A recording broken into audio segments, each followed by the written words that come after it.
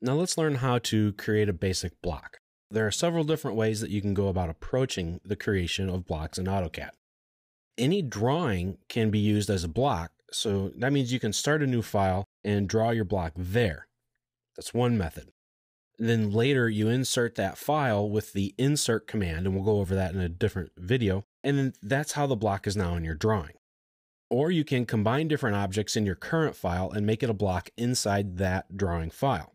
Then you can also export that block as a file to be used later on. Let's start with a blank file.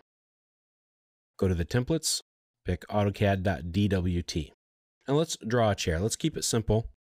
Just make it basically square, and overall dimensions don't really matter. So let's say that's the seat, and let's make a back and then some arms to it. This is just a chair that we're going to look at in a top-down view.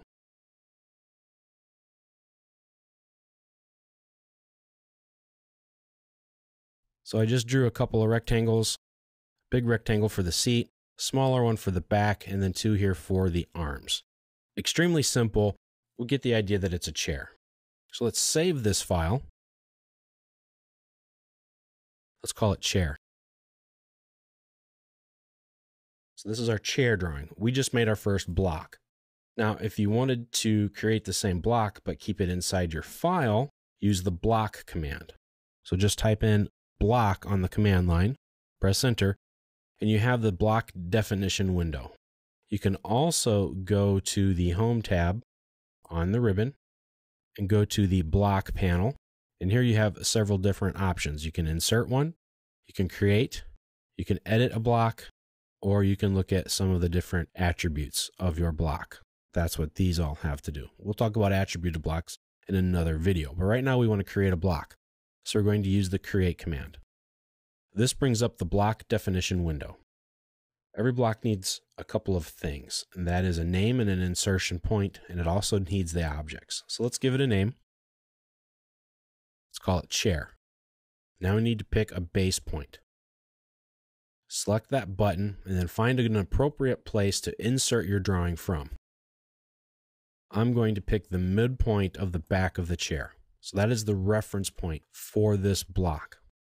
Now we need to specify what objects are going to be. We can select them by picking that box and then just simply selecting all of the objects that you want in the block. Now you'll get a little preview. And that's it. Make sure your units are set up the way you'd like. I'm going to match these with inches. And when you're finished, click OK. And when you're done, that should make that into a block. It's really that simple to create a block. Now, if you want to export a block that you just made into a folder, you have a couple of options. You want to use the wblock command. That's a W block. Press enter, and you get the right block window. Now, you can do this in a couple of different ways. You can select the objects and create a brand new block, just like we created our chair block.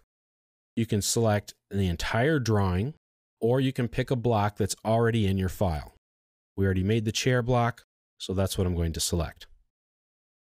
Browse to the folder where you want to save it, and then click OK. And that exports your block out.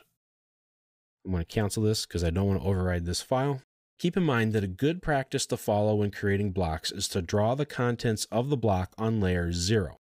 When a block's contents are on layer 0, they will take on the properties of the layer they're inserted on. Otherwise, they will retain their properties of the object's layer. Now, drawing your blocks on layer 0 gives you more options when displaying your blocks. You can use the same block, but have it drawn differently without having to redraw it or change it in any way.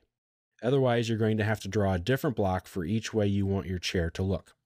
So let's say we're remodeling a room and we have multiple existing chairs that our client already owns that they want to incorporate into their design. They want to save some money this way. It's great.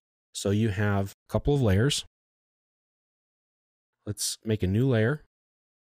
I'm going to call it Old Chair. And I'm going to make it a gray color. I'm going to make another layer. I'm going to call it New Chair. And I'm going to make it red. Okay, I'm going to copy this chair a couple of times.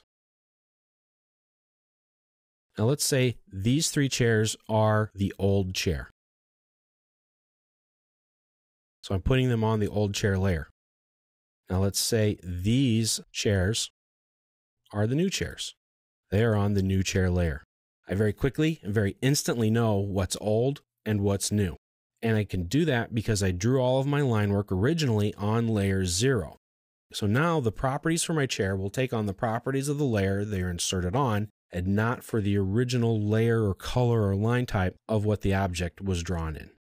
So this is a really cool thing that will reduce the number of blocks you need to use and increase the value of the blocks you already have.